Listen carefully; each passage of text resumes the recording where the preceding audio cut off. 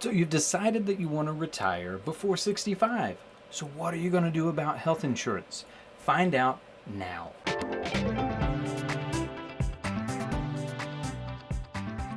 Hey, welcome back to another episode.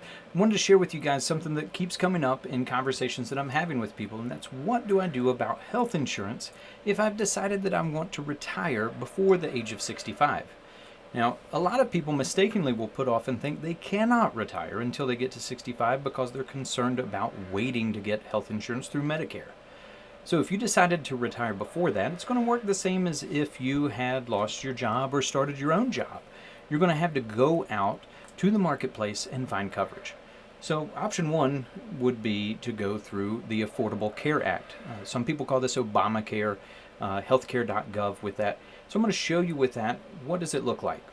So we can see here on healthcare.gov that we would just go directly to this site. Now, healthcare.gov allows you to be able to go through and you can just simply log in. If you want to, you can get help, so you can find somebody locally to be able to help you out. So you just click that Find Local Help on the right-hand side. Or you can go through and figure out how to do it on your own. So find out if you can enroll in coverage or change coverage. Now, the way that this is going to operate is you have a window of time that you can enroll once you lose credible coverage. Otherwise, you're going to wait until it's on the time of year where everybody can enroll. So you normally see that pop up towards the end of the year, and then you're able to get that coverage to kick in January or at latest February, so that you have coverage for that next year. So if you didn't have coverage and you let it go too long, your other option is going to be to go out to the private marketplace. So here's the confusing part. I had somebody ask me that she was looking at moving, not just retiring, she was looking at starting a business. And one of her biggest concerns was, I have healthcare coverage through work, but if I've got that coverage through work, and then I leave my job, I could maintain it through Cobra, but that's really expensive, I've heard.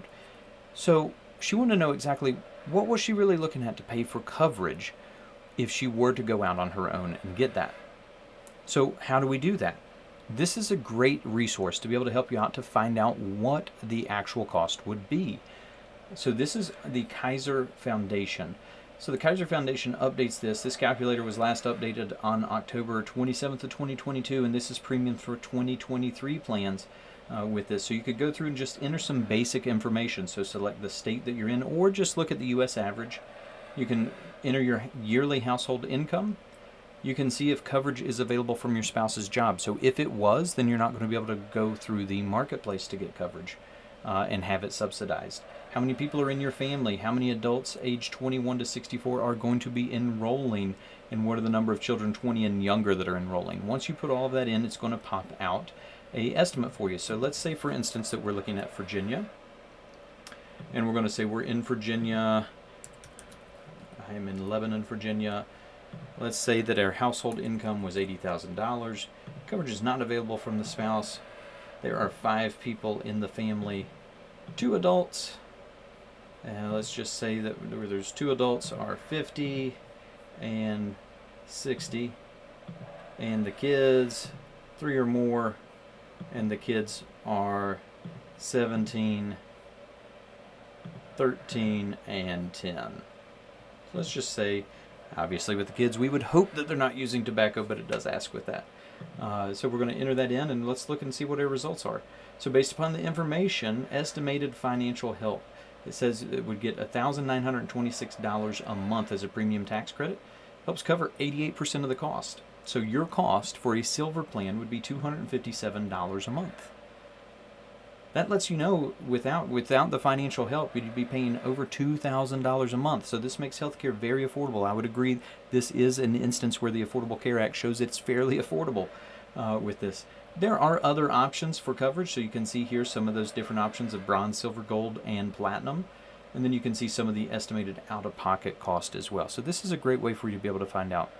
The other option, of course, is that you could go through and just regularly use the private marketplace. If you're using the private marketplace, you're going to go out to different insurance companies and you're going to see what they're willing to offer you for coverage based upon your actual health. So as opposed to being guaranteed coverage, regardless of any pre-existing condition, if you're going to utilize that and go out to the private marketplace, there is a good chance that you're going to have to qualify based upon your health and what's going on for you personally.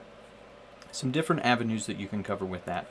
The last option would be using some type of group plan with that. So sometimes you'll see these like the Christian Care Ministry plans, somehow that you're joining a network or a group that's got pre-negotiated discounts. So it's not going to be traditional health insurance, but it's going to help you save on healthcare costs potentially. If we see with that you're going to join this group, whether it's a religious group or a non-religious group, and you're going to go through and have that coverage to where the group as a whole helps pay towards those costs. So that way you're still going to have a card. You're going to present that when you go in, just like regular health insurance. So you're not going to have to worry about trying to figure out, hey, how do I scrape up the cash and go pay for this $15,000 procedure and then hope that I'm going to get reimbursed. So find out what it is you're actually getting before you jump into it. But some of those are different ways that you can cover your healthcare expense if you decide to retire or change to a private job where you're self-employed before the age of 65. I hope that this was helpful for you, and if you want more tips to be able to enjoy like this, be sure to like, share, and subscribe so that way you never miss another update. Hey, one last thing, if you are wanting to know if you're on track for retirement, I've got down below a calculator just that you can enter some basic information. Take you about 2 minutes to see if you are on track for retirement. I'll record an individual video for you going over your specific situation, and you can get a ballpark idea of how are you tracking towards your retirement on your financial pathway. I hope this video finds you well, and we'll talk to you next time.